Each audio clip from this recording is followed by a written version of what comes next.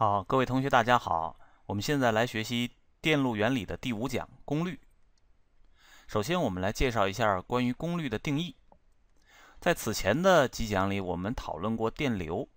电流的定义呢，是指电场力在单位时间内从 A 点到 B 点移动的正电荷的数量。我们也介绍了电压。电压呢，是指的电场力移动单位正电荷从 A 点到 B 点所做的功。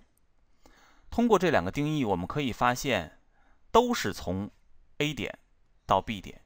也就是说，我们定义的方式里面，电压和电流是前一讲所讨论的关联的参考方向。那么接下来呢，我们就把电压和电流的定义结合起来讨论功率。我们知道，电场力在单位时间内所做的功就是功率，写成式子就是 P 等于 dW dt。我们把这个式子进行一下改写，就可以把它写成 dW dQ 乘以 dQ dt 的形式。而 dW dQ 呢，就是前面定义的 U，dQ dt 就是前面定义的 I， 所以 P 等于 U 乘以 I。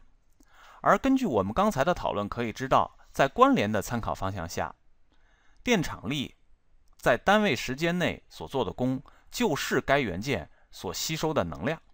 所以这就是元件所吸收的功率，就是 P 等于关联参考方向下的 U 乘以 I。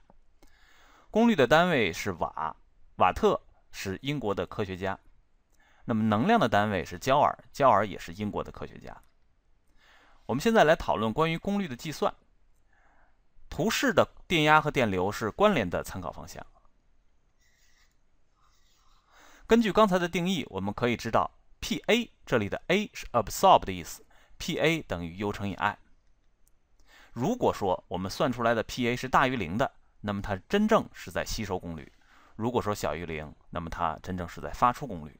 为什么有这么一个讨论呢？是因为在我们的这个式子里面 ，U 和 I 全部都是参考方向，也就是说 U 是正值还是负值，取决于其算出来是正值还是负值。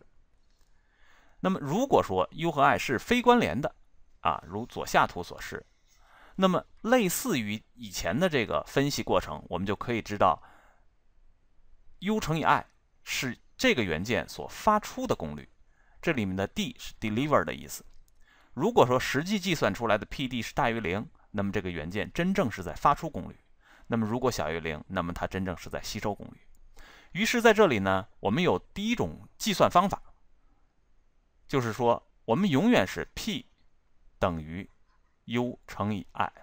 那么这里如果电压和电流是关联的参考方向，那么算出来的就是吸收。如果说电压和电流是非关联的参考方向，那么算出来的就是发出。接下来我们用另一种方法来进行记忆。对于关联的来说我们知道吸收的功率是 U 乘以 I。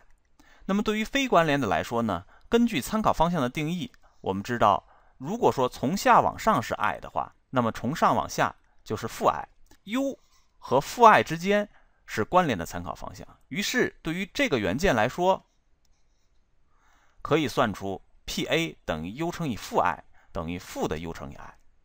我们计算的是它关联情况下的 U 乘以负 I， 所以可以知道它所吸收的功率是负的 U 乘以 I。于是呢，很显然它发出的功率就是 U 乘以 I。那么这就是我们关于功率的第二种记忆方式，就是说我们总是算吸收，也就是说我们总是想办法把 U 和 I 转换成关联的参考方向。接下来我们来算一个例题，这个例题有2个电源 ，U1 等于10伏，U2 等于5伏 ，R 是5欧，3个元件是串联关系，我们需要计算所有元件的功率。那么对于这个简单的题来讲，大家很容易知道，这个电路里面的电流是等于10减5除以5等于1安的。我们也很容易知道，这个 UR 是1乘以5等于5伏的。那么对于电阻来讲，其上的电压电流是关联参考方向，于是它吸收的是等于1乘以5等于5瓦。对于 U1 来讲，其上的电压电流是非关联参考方向，于是它发出的功率是10乘以1等于10瓦。对于 U2 来讲，其上的电压电流是关联参考方向，所以它吸收的功率是1乘以5等于5瓦。于是我们就完成了计算。在完成这个计算之后，我们可以观察一下整个这个电路